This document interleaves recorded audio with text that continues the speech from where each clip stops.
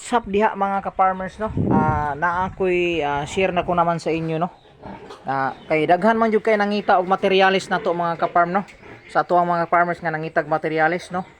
Tungod kay ang materialis man gud mga ka-farm no, dili gini siya ingon nga basta lang ka musumok no. Ang 14 nga tutoy mga ka-farm, 14, 15, 16 pataas, 14 is basic lang, is okay na siya mga ka-farm sa ano no. Tulad nito mga farm no, is 14 lang na siya ang tutoy ani. Pero gianay na mo ni siya tungod kay magpatutoy ra na siya mga ka-farm, dili na siya mutindog no. Mutindog ra na siya imong pakanon. Ingon ana siya kabutan sa iyang mga anak no. Bisa kaya mo na siya bisig makaanak sa daghan kaayo. Malibre ra gid ang anak no. Tapos tagaan ta mo og kuan mga ka-farm no nga ang isang anayonon mga farm is kagaya nito.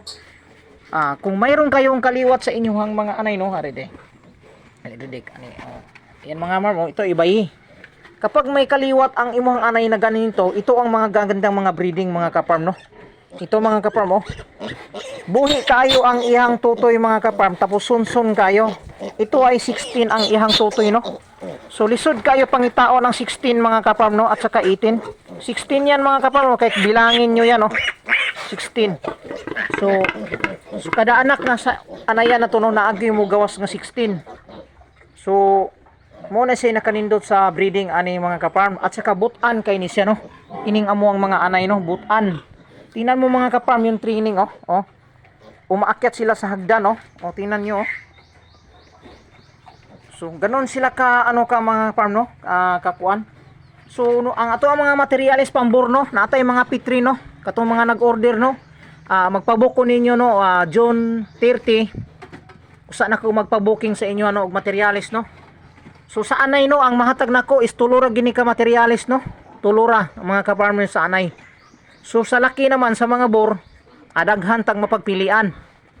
Kasi apat lang ang bayin nito mga ka-farm, tapos reject pa yung isa no, kagaya nito. Ngunit gitawag na kog reject mga ka-farm oh. Hindi gini maiwasan no sa ilahang igsuon no. Sa 3C ka igsuon mga ka-farm, mayroon yung reject no. So wala tong problema, itong reject kay alagaan ra gapon nato ni siya. Dili naman ni siya nako isagol sa kuano, pagbaligya. Ako ra ni siyang buhion. So hinay-hinayan ra na siya og pasaw. So mo na siya mga ka-farm no. Mo na ipangitaon niyo no sa materialis no. Kato bitong mga anay nga. Ito mga ka-farm. Itong mga anay namo no, inig kalutas pakita ko sa inyo kung pila ka adlaw usa mag-ulag dayon, magpahabal. Kay ang uban man go dili sila mutuo nga sa usa ka tuig og duha ka bulan 3 times ang anay mga anak no. So mo na moingon ko nga minus og klase ang ilahang mga breeding. Kay kini amo mga ka-farm no, pag edad og 25 days ani ihang mga bakti no, mangulag na ni siya. So dili man na nimo siya paulagan kay napa may baktin.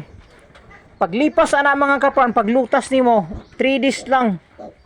Pinakataas na yan 5 days, magpahabal na utro na siya no. So ingon siya kapaspas anak mga farm no sa production. So shout out sa inyo mga ka-farmers no. Ang ato ang mga materials so goods kayo oh. 5 days ni siya no. So goods kayo sa mga ka-farmers na to ya. Shout out sa inyo.